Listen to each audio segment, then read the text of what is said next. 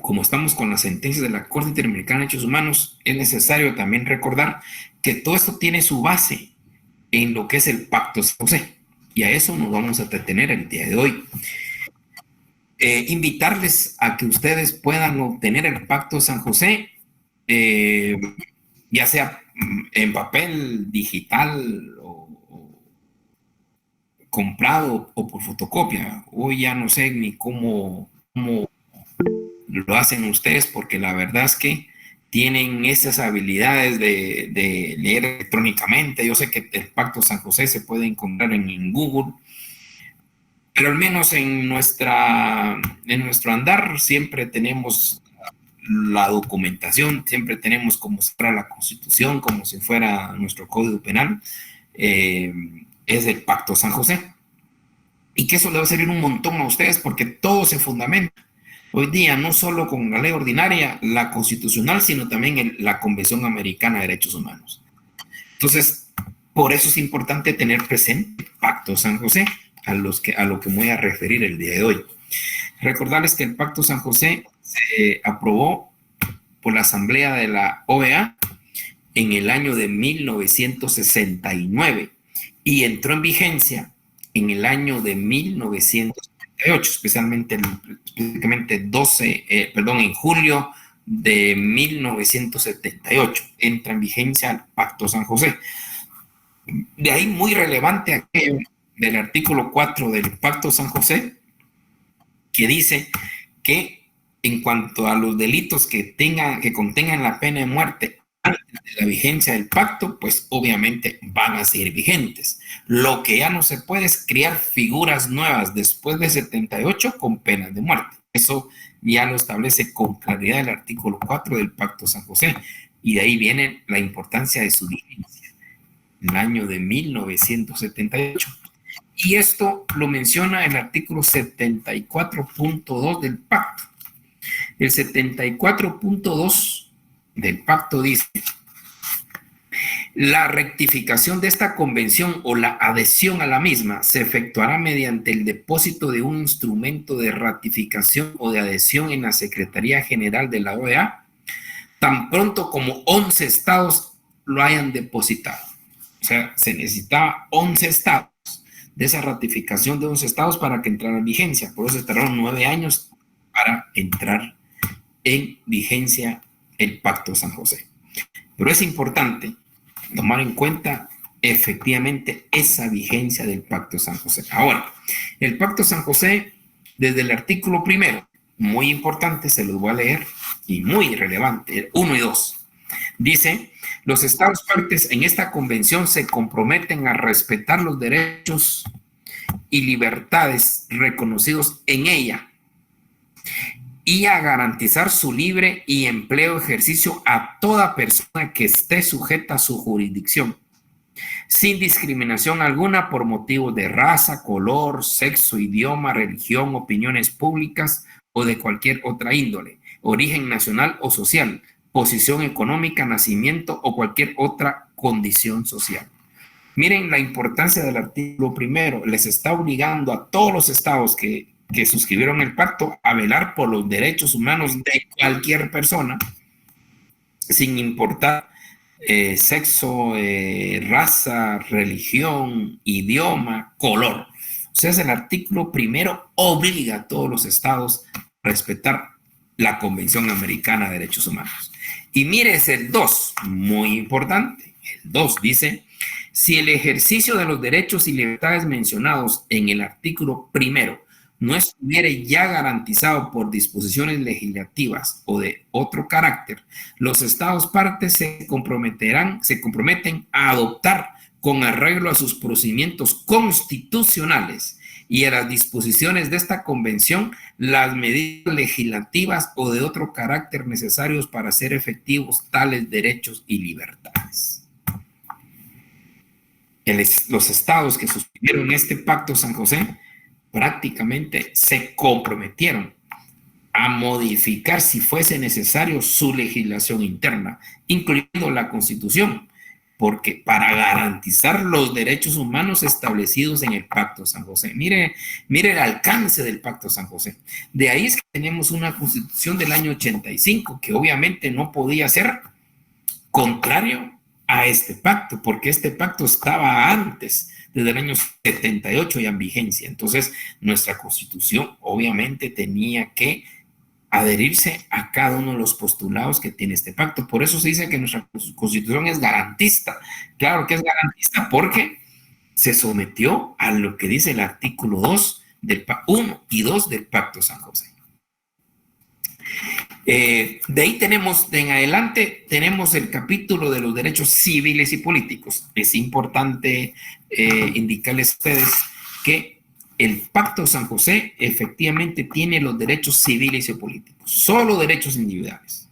El Pacto San José en sí no tiene derechos colectivos, no tiene los derechos económicos, sociales y culturales. Estos derechos económicos, sociales y culturales, de segunda generación como los conocemos, estos están incluidos dentro de un protocolo, dentro de un anexo que se hizo al Pacto de San José. Se llama el Protocolo de San Salvador, que fue aprobado en el año de 1988 y entró en vigencia en el año de 1999. Se llama Protocolo de San Salvador, que el protocolo es un anexo al pacto base, que es el Pacto de San José. Entonces, para tener claro, el propio pacto solo contiene los derechos individuales, civiles y políticos. El Protocolo de San Salvador, que es un anexo al Pacto de San José, ya tiene ahí incluidos los derechos económicos, sociales y culturales. Esos derechos económicos, sociales y culturales que tiene el Protocolo de San Salvador, obviamente tiene el derecho al trabajo, a la sindicalización, a la seguridad social, a la educación, a la salud, a la alimentación, a la cultura. Eso lo encontramos en el Protocolo de San Salvador, que es importante no solo tener a mano el Pacto de San José en sí, sino recordemos, existe un Protocolo de San Salvador. Lo relevante en este Protocolo de San Salvador es que textualmente en el artículo 19 de ese protocolo señala que todos los derechos pues están establecidos, derecho laboral, sindical y educación, seguridad social, todos los mencionados, pero que solo, únicamente los de sindicalización y los de educación se pueden acudir a la Comisión Interamericana de Derechos Humanos y posterior corte.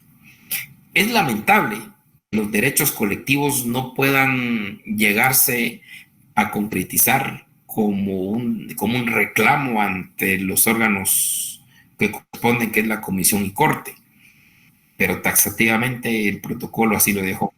El tema de los derechos económicos, sociales y culturales, por más que hemos dicho y mencionado y digamos que son iguales, hay un tema bien complicado porque el mismo Comité de Derechos Económicos, Sociales y Culturales manifestado que esos derechos se tendrán que hacer efectivos de conformidad a las condiciones de cada uno de los estados.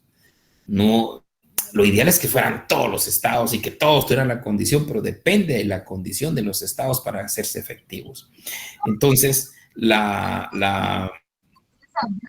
es la problemática que podemos tener en este protocolo de San Salvador.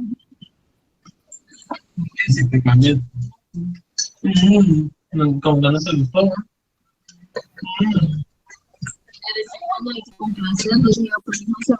Otoniel Mejía, tu micrófono, disculpa. Gracias.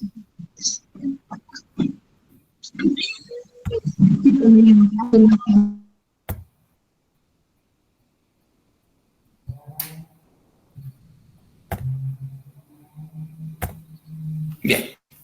Entonces, ese es el problema que tenemos en el protocolo de San Salvador, que no para todos los derechos se puede acudir a la Comisión y Corte Interamericana, sino específicamente, lo dice en el artículo 19, solo para los derechos de sindicalización y los derechos de educación.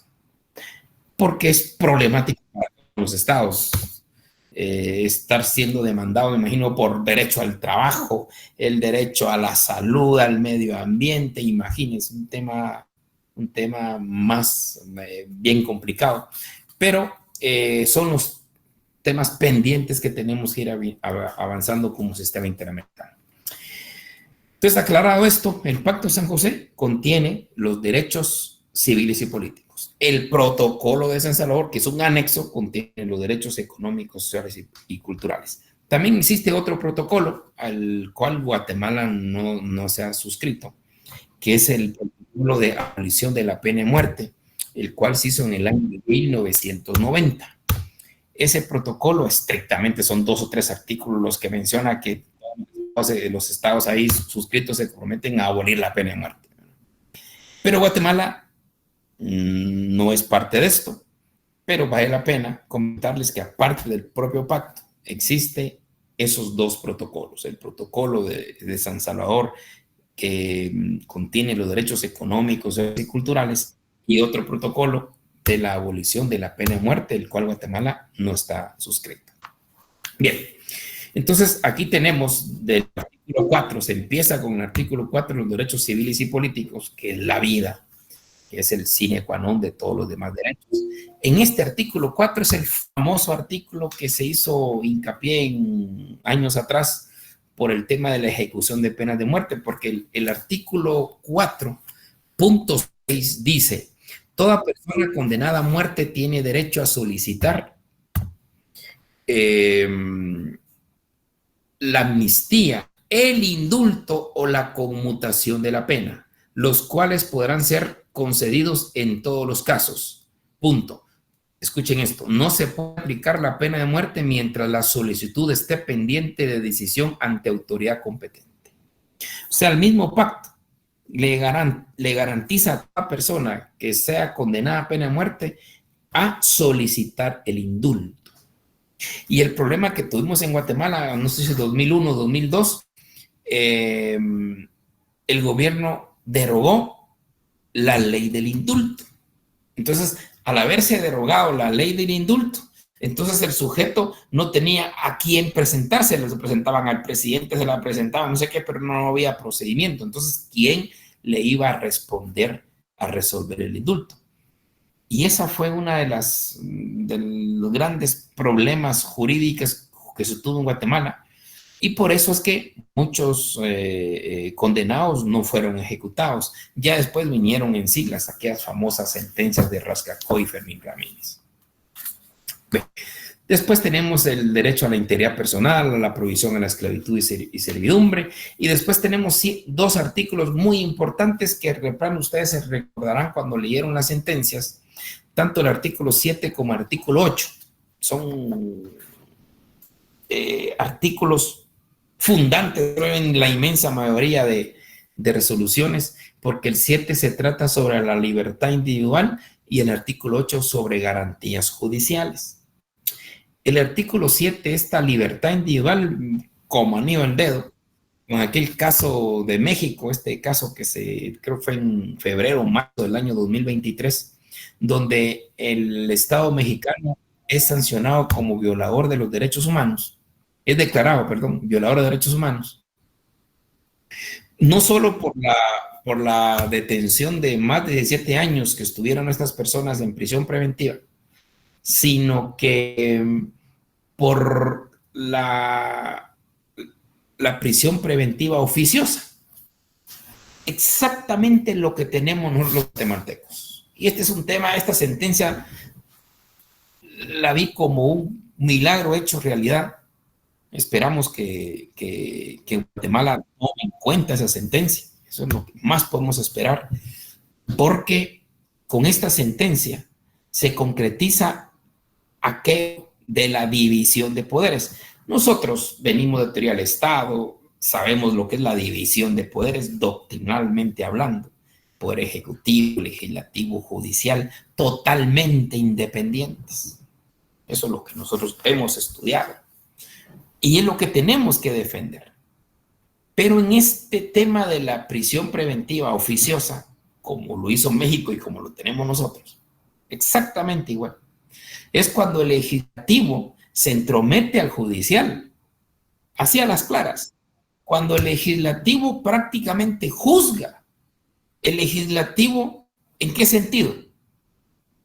Donde el legislativo hace en una reforma al procesal penal, el legislativo hace tiene un número de delitos de los cuales establece taxativamente que ese listado de esos delitos, homicidio, asesinato, parricidio, ejecución extrajudicial, violación, todos esos delitos, robo agravado, no tienen, los jueces no pueden darle medidas sustitutivas.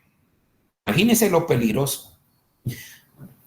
Están en una primera declaración, hay un simple señalamiento, una simple sindicalización. Una persona es detenida por 2 agentes de policía, y lo que suele pasar muchas veces, porque les pidió algo, no le dieron, entonces le pusieron droga. Con esas 3 chibolitas de droga que usted lleva y que usted no las tenía, sino que se la pusieron, usted ya no goza de libertad. Hasta después del debate, si es que logra la absolución. Si no, usted, y además usted ni hizo nada, pero la simple sindicación, la simple sindicación, el simple señalamiento, a usted se le impide que goce de una medida sustitutiva. Imagínese qué grave. Esa es la intromisión que hace el legislativo al judicial. ¿Por qué se entromete? El proceso penal, con esa independencia de poderes, el legislativo no tiene que legislar cómo debe de resolver el juez. Eso es facultad y además responsabilidad del juez. Si vienen 5 narcotraficantes, que sea el juez bajo su cita de responsabilidad si le da medida sustitutiva o no. México lo tiene así. Guatemala igual.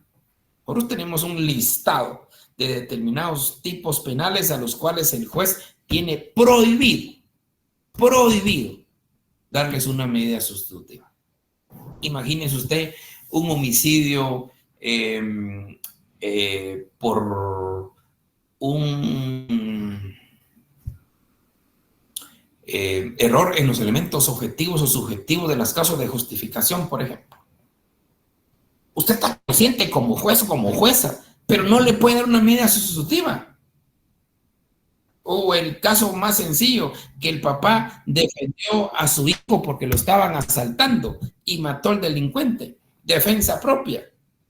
Pero mientras se averigua, preso, ¿verdad? 9 meses, 10 meses, porque el juez no le puede dar una medida sustitutiva. No le puede porque es prohibición del legislador. Es la intromisión que hace el legislador al juzgador. Qué bueno esa sentencia. La verdad, yo cuando la leí la disfruté, porque ahora esperamos que los órganos judiciales acá o el mismo legislador cambie y no se entrometa en el ambiente judicial. Solo haga el procedimiento y las leyes hasta ahí. Ya el juzgador, como es el que conoce el caso concreto, bajo su propia y estricta responsabilidad, tendrá que decir si le da a usted medida sustitutiva o no, pero que no venga el legislador en términos generales a suscribir que tales delitos el juez tiene prohibido darle una medida sustitutiva. Pues esa fue la sentencia de la Corte Interamericana contra el Estado mexicano. Entonces, esperamos, porque es peor, el México es peor, porque el que la leyó, no me dejará mentir, le obliga a modificar su constitución, porque esa prohibición de medidas sustitutivas, los mexicanos la pusieron en su constitución. Al menos nosotros no está en nuestra constitución, está en el Código Procesal Penal. Pero eso sí, recordemos que la interpretación del Pacto San José es erga omnes a todos los estados. Entonces Guatemala tiene que ponerle atención a esa sentencia y resolver con base en esa sentencia, que ya no tiene que ponerle el legislador límites al juzgador. Y también recordarles lo que dice el artículo 2. Así de sencillo, el artículo 2 del pacto, que esos derechos, esa libertad de las personas tienen que adecuarse, incluyendo a la normativa interna. Y en la máxima intérprete del Pacto San José es la Corte Interamericana de Derechos Humanos. Es interesante con el tema de la libertad individual. También el artículo 8, como ya lo dije, tiene las garantías judiciales. Esas garantías judiciales del debido proceso, de la motivación, del derecho de defensa material, de la presunción de inocencia, del derecho a un recurso. Todo eso son garantías judiciales que nos establece el artículo 8 del Pacto San José. Seguro que ustedes ahora mismo están recordando sus sentencias y estoy casi seguro que la inmensa mayoría de sentencias 7 y 8 del Pacto San José. Y aquí tenemos el derecho a libertad y el derecho a las garantías judiciales, que usted tiene que ser juzgado de conformidad con el procedimiento establecido en ley. Eso es lo que nos establece con las garantías del derecho de defensa, derecho a un intérprete, el derecho a un recurso, el derecho a audiencia, el derecho a la correcta motivación. Esos son garantías judiciales que lo tiene también el Pacto San José. A los que les gusta el derecho penal, el artículo 9 nos habla del principio de legalidad penal y de retroactividad. Aquí tenemos claramente ese principio de legalidad penal que nos habla lo que ustedes ya saben: no hay delito ni pena sin ley anterior. Y lo tiene el propio pacto. O sea, ustedes pueden fundamentarse en el artículo 17 de la Constitución y artículo 9 del Pacto San José, como el artículo 1 del Código Penal y del Procesal Penal. Bueno, el artículo 10, muy importante también, el derecho a la indemnización para todas aquellas personas que han estado detenidas durante un proceso y al finalizar el proceso se establece que es absuelto, que es inocente. Entonces el Estado tiene la obligación de indemnizarlo, tal como lo dice el artículo 10. Ahorita me viene a mi mente, hace muchos años tuvimos un evento de jueces de Iberoamérica, donde vinieron incluyendo españoles, y un juez español nos decía: ustedes no se imaginan lo difícil que es para nosotros imponer una prisión preventiva. No solo la gran responsabilidad de encerrar a una persona por una simple indicación, sino que puede traer costos al Estado. Artículo 10 del Pacto de San José. De ahí vienen todos los demás derechos individuales: el derecho a la dignidad, a la honra, a la religión, libre expresión del pensamiento, reunión, asociación, derecho a la familia, derecho al nombre, derecho al niño, derecho a la nacionalidad, a la propiedad privada, derechos políticos, derecho a la igualdad, protección judicial, el derecho de que usted puede irse a que plantear un recurso lo más pronto posible y sencillo. Y después ya nos trata el artículo 26, lo que son los derechos económicos, sociales y culturales, pero no lo desarrolla. Es ahí donde entra el protocolo de San Salvador. El artículo 27, muy importante, nos habla de la suspensión de garantías. Nosotros ya vimos la suspensión en los estados de excepción, que sí se puede y el mismo pacto lo reconoce, pero algo muy importante, ese artículo 27 en el punto 3 nos señala que todo estado que haga uso del derecho de suspensión deberá de informar inmediatamente a la OEA. Yo no sé si el gobierno guatemalteco, que tantos estados de excepción ha impuesto, no sé si lo mandó a la OEA. El artículo 29, muy importante, normas de interpretación. A través de esas normas de interpretación logramos obtener el pro homine, lo que más le convenga a la persona. Porque dicen las normas de interpretación, el artículo 29, que estas normas se deben de interpretar a favor de, y que si existe mayor protección en el derecho interno, aplíquese el derecho interno. Si existe mejor protección en el derecho internacional como esto, aplíquese el derecho internacional pro homine. Aquí está el fundamento en el artículo 29. De ahí del 33 en adelante tenemos esos sistemas de protección que ustedes muy bien conocen. Ya nos habla sobre la Comisión Interamericana y la Corte Interamericana.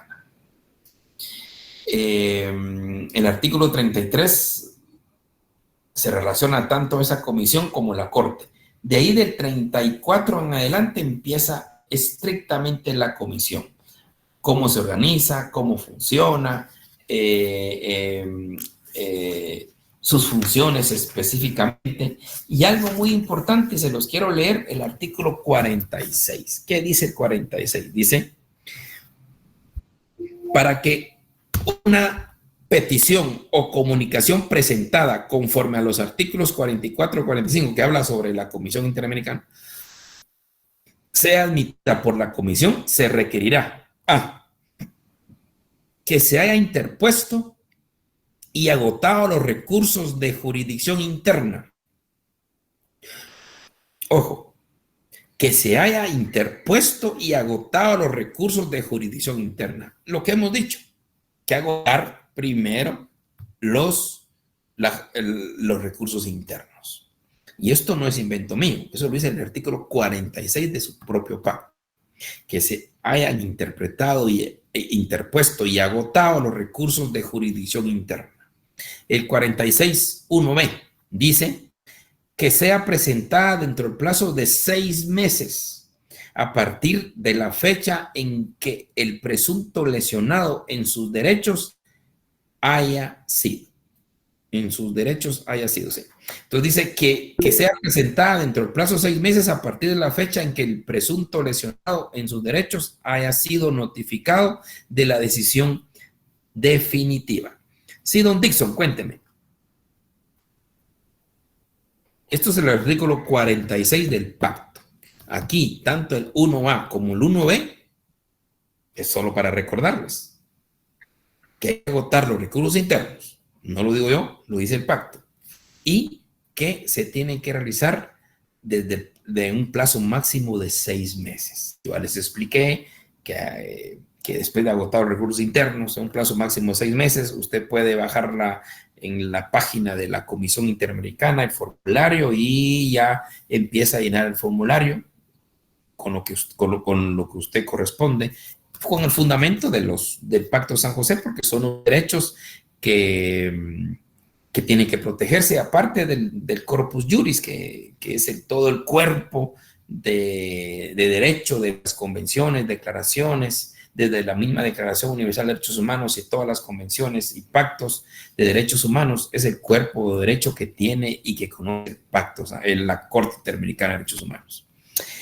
A esto de la necesidad de agotar los recursos internos y el plazo de 6 meses, ya lo habíamos mencionado, existen excepciones, 3 excepciones, y eso lo da el artículo 46.2. Dice, las disposiciones, los incisos 1A y 1B, los que leemos, del presente artículo no se aplicarán cuando, o sea, hay excepciones. O sea, no solo tenemos que saber que tenemos que agotar los recursos internos, no solo tenemos que saber que es un plazo de 6 meses, no. Hay excepciones, esto es lo importante. Hay excepciones y lo da el propio 46 del Pacto San José.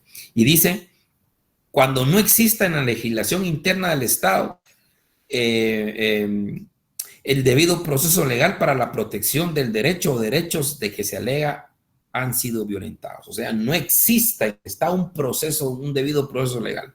Si no existe un debido proceso legal para hacer valer mis derechos, entonces me voy directamente a la comisión sin importar plazo y sin importar agotar recursos internos, porque lo habilita ese 46.2.a. También el 46.2.b dice, como excepción, no hay que agotar los 6 meses ni agotar los recursos internos cuando no se haya permitido al presunto lesionado en sus derechos el acceso a los recursos de la jurisdicción interna o haya sido impedido de agotarlos. Cualquier circunstancia puede pasar. Ya sea que le cierren todos los juzgados, ya sea que usted va en juzgado y dice, no se lo recibo, y así se le agota el tiempo para los recursos, pues prácticamente ahí hay un impedimento para agotar los recursos. Váyase a la comisión, no espere 6 meses ni agotar los recursos, porque aquí hay una excepción. Y la 3 dice, el que haya retardo injustificado en la decisión sobre los mencionados recursos. Pasó 1 año, 2 años, y no hay forma que le resuelvan los recursos. Vaya al sistema interamericano de una vez, no hay que esperar que le resuelvan ese recurso interno, ni mucho menos los 6 meses. Es ahí, las excepciones son muy importantes tomarlas en cuenta, compañeritos, las excepciones, porque siempre hemos venido diciendo, para ir a la comisión, 2 requisitos esenciales: agotar los recursos internos y en un plazo máximo de 6 meses. Siempre lo hemos dicho, pero ojo, 46 tiene sus excepciones, que son lógicas. ¿Qué pasa el que le lesionan los derechos humanos y no hay forma de acceder a un recurso, no hay forma de hacer un procedimiento, o simplemente ese recurso no hay forma que lo resuelvan? Váyase a la comisión. Y por eso pasa a la comisión el proceso de admisibilidad. Recordarán ustedes, el proceso de admisibilidad ahí está, y es el que va a determinar con un grupo de expertos si le admiten o no le admiten la denuncia, y usted justifica, por tales razones no me resuelven, por tales razones he estado solicitando, hay actas notariales y no hay una forma, entonces ya viene la comisión y lo puede obtener y puede determinar que efectivamente el Estado le viola los derechos fundamentales. Después viene el 48, ya el procedimiento. En el procedimiento de la comisión, tanto la Corte, es de tomar en cuenta que la comisión y Corte ambos tienen sus estatutos y sus reglamentos de procedimientos propios. Eso, si ustedes quieren profundizar más, ahí buscan en el famoso Google, ahí encuentra Estatuto de la Comisión Interamericana. También encontrará el reglamento de la Comisión Interamericana, que ese reglamento, ya le hice yo un resumen en el propio libro. Ahí está el procedimiento obtenido de parte del reglamento de la Comisión Interamericana. Pero también la Corte Interamericana tiene su estatuto propio y su reglamento. También hice un resumen en el libro sobre ese reglamento que tiene, creo que el último fue el año 2010. Entonces, ese reglamento de la Corte es el que con más especificación señala los procedimientos a seguir, aparte de lo que tiene aquí en el Pacto San José, que obviamente el reglamento desarrolla con mejor forma lo que dice el Pacto San José. Entonces ya el artículo 52 en adelante ya nos habla sobre la Corte Interamericana, que recordemos que no se podrá, ahí se dice cómo se integra con 7 jueces y todo, pero en el artículo 61, se lo leo, dice, solo los estados partes y la comisión, ojo, solo los estados partes y la comisión tienen derecho a someter un caso a la decisión de la Corte. ¿Se recuerdan ustedes? Como somos personas individuales, no podemos acudir a la Corte, tenemos que acudir a la comisión. Y solo la comisión y los estados partes pueden acudir a la Corte. Se habla de estados partes porque entre los estados podría a un momento dado denunciar a otro estado por violador de derechos humanos. Nunca se ha dado, pero se puede dar. Entonces, pero eso sí, tienen que agotar siempre los estados, agotar el procedimiento ante la comisión. Eso es obligatorio. Y después los estados determinarán si lo presentan a la Corte o no. Pero en el caso concreto de personas individuales, que es lo que más se realiza, dice tajantemente que solo la comisión puede presentar un caso ante la Corte Interamericana. Lo que hemos visto, lo que ustedes han leído, lo que hemos explicado ya en otras sesiones, que es la comisión la única que decide si eleva este caso a Corte o no. Es la comisión, no hay nadie más. Entonces eso Lo resalto porque lo dice el artículo 61 y es lo que ustedes han leído en sus sentencias y es lo que dice el mismo Pacto de San José. De ahí ya tenemos las disposiciones generales del pacto. Entonces el Pacto de San José se divide en estas los derechos individuales establecidos, la obligación de los estados de modificar su normativa para ajustar su normativa a lo que establece el Pacto de San José. Después tenemos el sistema de protección, que entra la Comisión y la Corte Interamericana, y de último tenemos las disposiciones finales.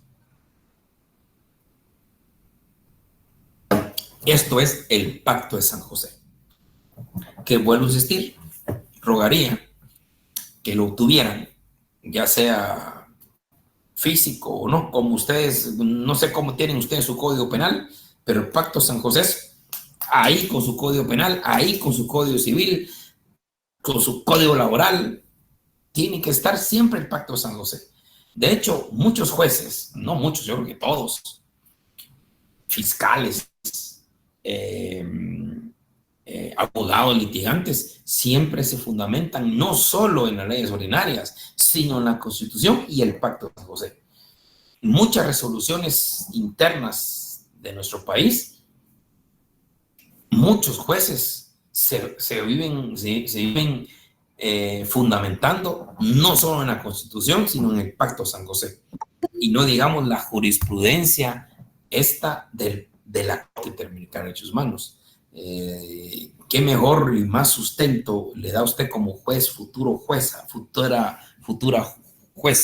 juez, tener ese argumento propio de la Corte Interamericana de Derechos Humanos? No solo se fundamenta a usted en la jurisprudencia de la Corte, sino también en el mismo Pacto de San José. Por eso es importante y ruego, suplico, que lo obtengan y le den una lecturita. Mire, ahorita leímos fácilmente el Pacto de San José, nos fuimos desde el primer artículo, segundo artículo, y todos los derechos civiles y políticos que ya conocemos, y después los sistemas de protección, tanto comisión como corte. Que es importante haberlo hecho el día de hoy, porque ustedes ya tienen ese bagaje del sistema de protección, pero qué mejor también tener presente que existe y que ya leímos el Pacto de San José.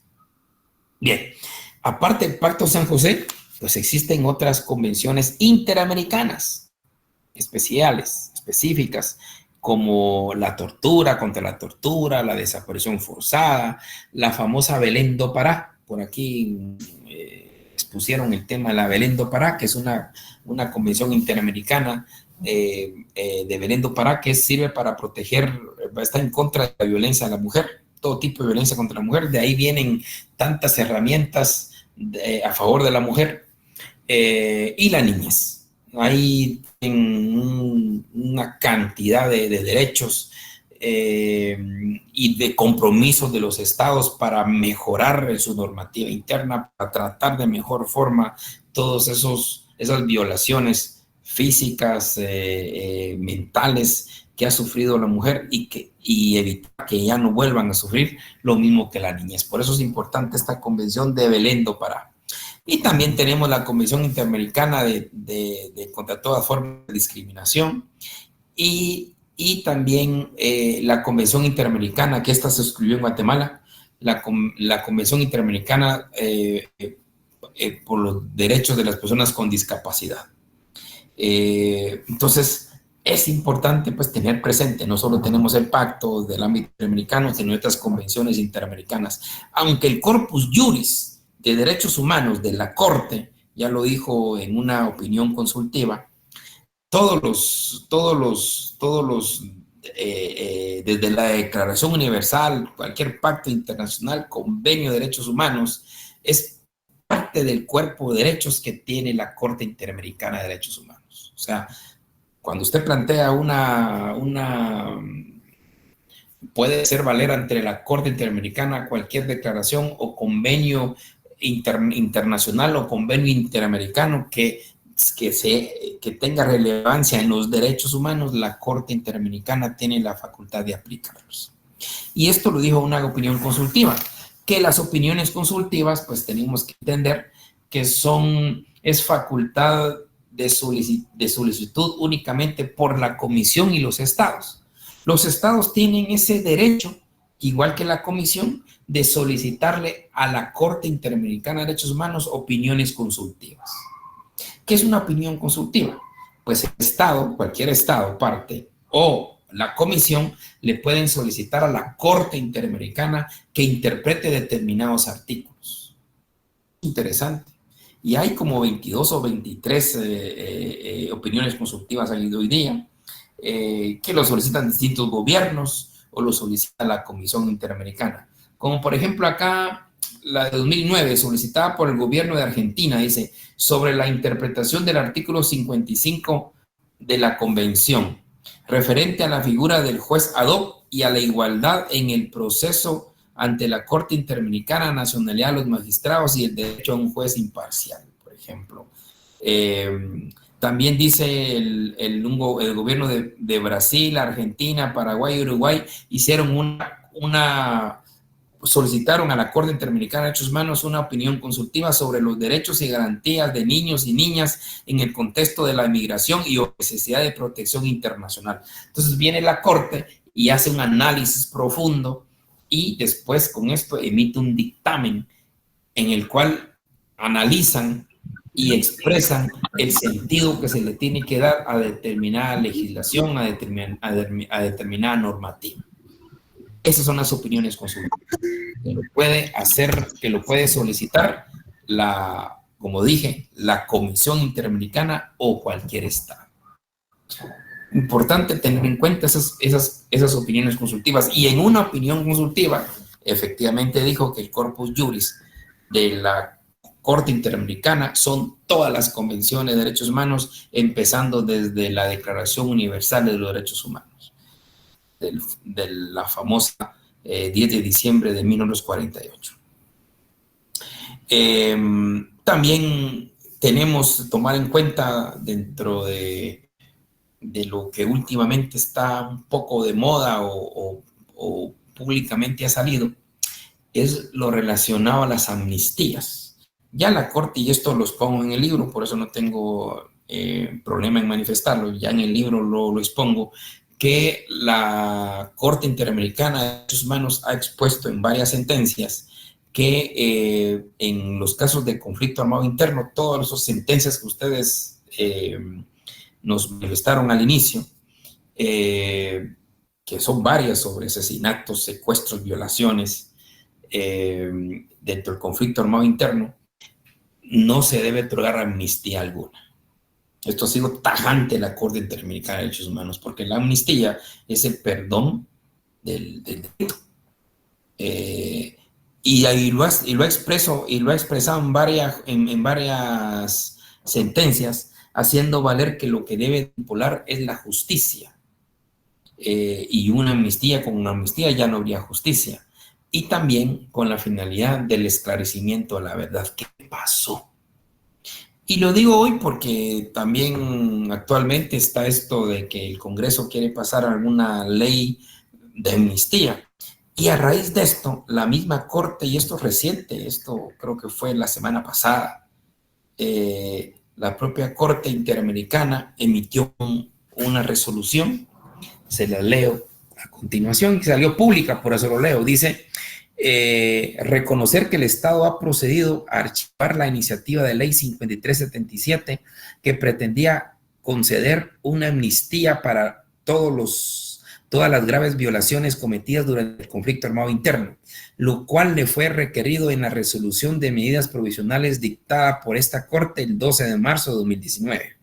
Sigue la Corte Interamericana y dice: requerir al Estado de Guatemala que, a través de sus 3 poderes, tome las acciones necesarias para que no se adopten, se deje sin efecto o no se otorgue vigencia a iniciativas de ley, tales como las 5920 y 6099, que conceden una amnistía para las graves violaciones cometidas durante el conflicto armado interno y que disponen la persecución penal de los operadores de justicia que continúen avanzando en la investigación y juzgamiento de los 14 casos que tienen sentencia de la Corte o que pretendan realizar un control de convencionalidad de conformidad con lo indicado en los considerandos 17 o 35 en la presente resolución. Miren qué interesante, esto fue la semana pasada, recuerdo yo, donde la Corte Interamericana se pronunció en cuanto a estas iniciativas de ley que ha pretendido el Congreso. Obviamente, no fue un asunto aislado, sino que esto es por la propia jurisprudencia que ha tenido la Corte Interamericana en estos casos de evitar las amnistías cuando se han dado hechos atroces dentro del conflicto armado interno, con la finalidad de obtener justicia, como ya dije, y o el esclarecimiento de la verdad. Porque ya con una amnistía ya no hay forma, es un perdón del delito y ya no se puede hacer nada. Pero interesante porque es algo vivo, es algo que se está haciendo valer en estos días y pues ni modo, hay que esperar que lo que acontece, pero la Corte Interamericana recientemente, lo estoy leyendo una resolución a través de un comunicado, efectivamente le dice al Estado de Guatemala, los 3 poderes del Estado, que no se debe de aprobar esta ley de amnistía. Interesante, con las sentencias que ya ha emitido la Corte, creo que una vez fue contra Chile y otra contra Argentina, según me recuerdo. Entonces, ahí está. Entonces, yo lo que pretendía el día de hoy es hacerles conciencia de, por favor, no olvidar su pacto San José, tener su pacto San José, así como se tiene la Constitución, se tienen los códigos de leyes ordinarias, tener siempre también presente el Pacto San José.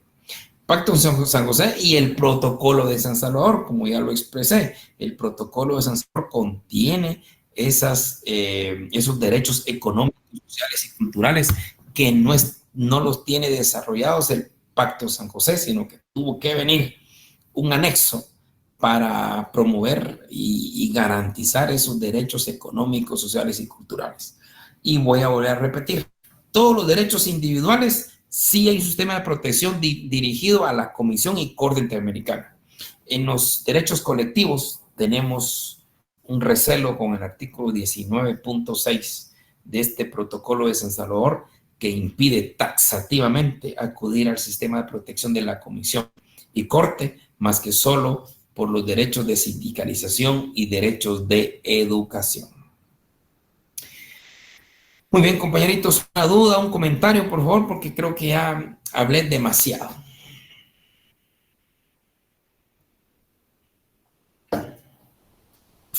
Es importante tener en cuenta, por favor, esa es su lectura. Ya más o menos leímos los artículos fundamentales del Pacto San José, pero qué mejor que ustedes puedan tener. Lo más importante para mí es que ustedes puedan tener su Pacto San José. Así como tiene su Código Penal, su Código Civil, su Código de Trabajo y su Constitución, por favor, tengan su Pacto de San José y el Protocolo de San Salvador. No estoy diciendo que tengan el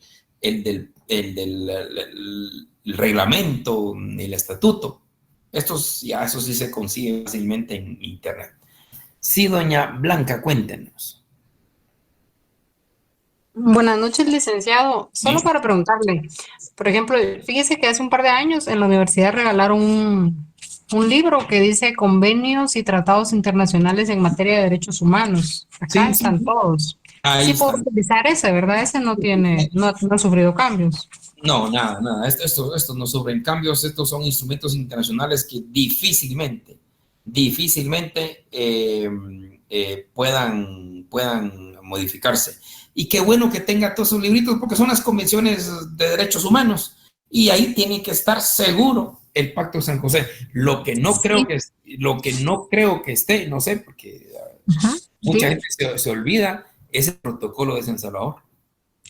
Sí, fíjese que de hecho el Pacto de San José es el primer libro y vienen varios, pero fíjese que hay varios protocolos. porque por ejemplo está el protocolo facultativo del Pacto Internacional de Derechos Económicos, Sociales y Culturales. Vamos a ver, hay otro que dice protocolo facultativo de la Convención sobre la eliminación de todas las formas de discriminación contra la mujer. Está el de los niños en conflictos armados. Está el otro protocolo que dice relativo a la venta de niños y por prostitución infantil. Convención contra la tortura. Y creo que no está el de Salvador. Suele pasar eso, fíjense, como que con lo mismo, y el mismo comité del Pacto de Derechos Económicos, Sociales y Culturales ha establecido que esos derechos se tienen que proteger de conformidad a las posibilidades que tiene el Estado. Entonces, es ahí donde nos dejan bastante indefensos a estos derechos colectivos. Los derechos individuales, indudablemente, súper protegidos con el sistema de comisión y corte, pero los derechos económicos, sociales y culturales, poco. El derecho a la vivienda, por ejemplo, el derecho a la salud, al medio ambiente, no podemos acudir a la comisión, a pesar de que uno dice todos los derechos humanos son iguales, pero en estos derechos económicos por eso creo que se tuvo que hacer un protocolo, porque no es pacífico. Que nosotros reclamemos vivienda, por ejemplo, al Estado, el Estado nos va a decir, pero ¿y cómo? Y nos vamos a la comisión a requerir vivienda. Imagínense, un tema bien complicado. Por eso el mismo comité ha dicho de conforme a las posibilidades que tenga el Estado para darle cabal cumplimiento a sus derechos económicos, sociales y culturales. Lo importante es tener presente que tenemos Pacto San José y ese protocolo. Ese protocolo es un anexo a ese pacto. Muy bien, doña Blanquita. Otro comentario, por favor. Gracias, licenciado. Sus órdenes. Y si no, pues le damos bienvenida a la semana y nos seguimos viendo el próximo viernes. Que pasen un buen medio semana de Halloween. Que lo disfruten. Hasta luego, buenas noches.